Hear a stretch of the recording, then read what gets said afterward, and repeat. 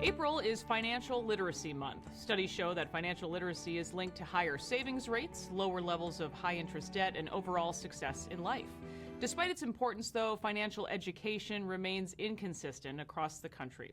Personal finance is a leading cause of stress in relationships, and many young adults graduate without the money skills needed to manage credit, debt, and savings. So we asked our Alpha Money expert from Principal Preservation Services to lay out the 4 pillars of financial literacy for us.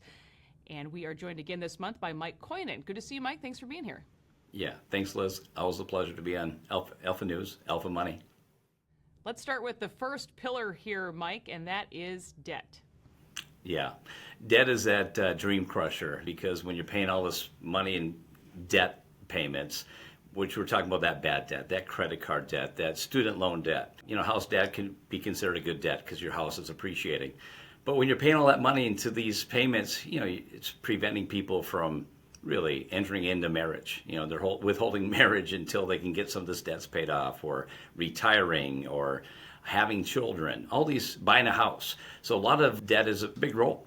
It also can affect your insurance rates as well. So make a plan of attack to get rid of the debt. And there's multiple methods how to get rid of debt. I like to focus on the snowball method, which we call it, which is after you complete a budget, find out how much money you're making payments to these debts. List them from biggest to lowest. Make all the smallest payments on all of the debts except for that smallest debt. Apply all the extra cash you can to it. And once that's paid off, maybe you save $100, $150. Now you have another $150 to apply towards that next smallest debt, and so on and so on. So like a snowball going down the hill, you'll see some progress. It's actually fun to see that, and I think it keeps people more engaged getting rid of that debt. And the last thing about debt is I'm not a fan of it. I used to carry a lot of it when I was young and made that mistake like a lot of people have, is use credit cards today as a convenience. I like to use credit cards to pay me money back.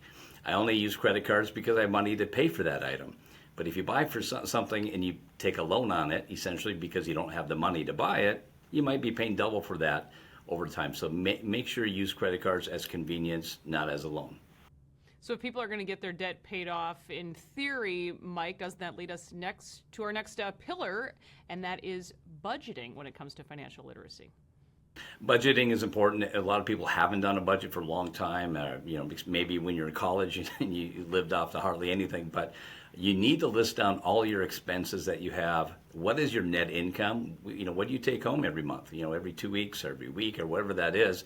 Find out how much. Hopefully you're in the black. You're not in the red.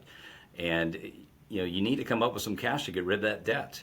Even if you don't have debt, you want to make sure you have positive cash flow to be investing, in the markets or in retirement or whatever it might be. So you might have to determine what is a want, what is a need, what can you cut out and eliminate from your debt. And a lot of times we look at streaming services as a big one. People are paying for streaming channels that they haven't watched for months or years, maybe cable entirely. Coffee runs, you're spending $7 to $8 a day on coffee. So eliminate things to get your budget in order so you have cash flow to do those things that we need to do. I don't know, Caribou Coffee though is pretty good, Mike. That's a tough one. Every day almost, yeah. Well, a budget can help you, I know, with the third pillar, and that is savings, Mike. Once you establish how much you have available to put in savings, you should have an emergency fund, because things happen in life. Car repairs, house repairs, medical expense, dental repairs, whatever it might be. You want to make sure you have money set aside for those emergencies. While working, you should have 3 months, up to 6 months of your expenses set aside in some kind of cash equivalent, bank, money on hand. I don't recommend having your emergency fund be considered your 401ks or IRAs. You don't want to take a 401k loan out. That's not an emergency fund.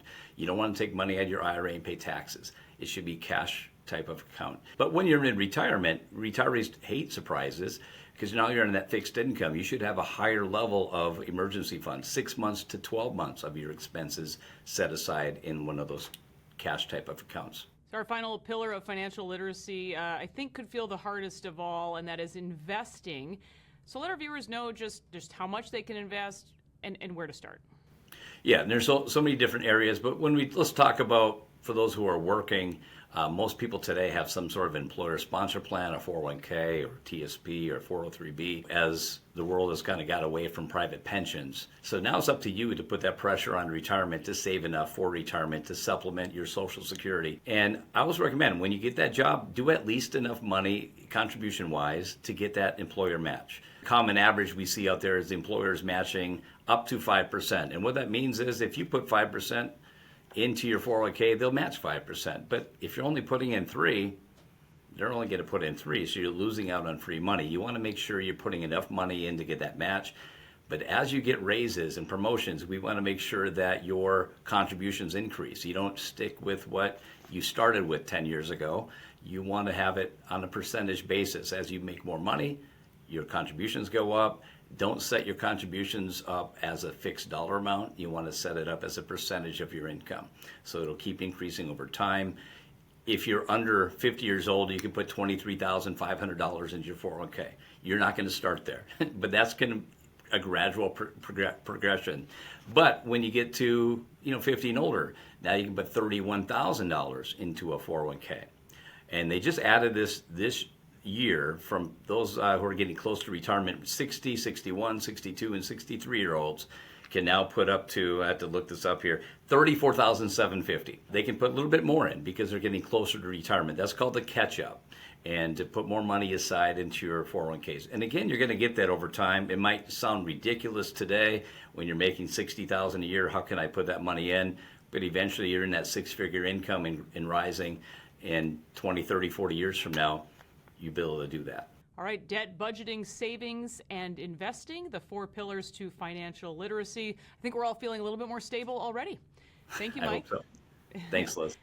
And be sure to check out principalpreservationservices.com for more.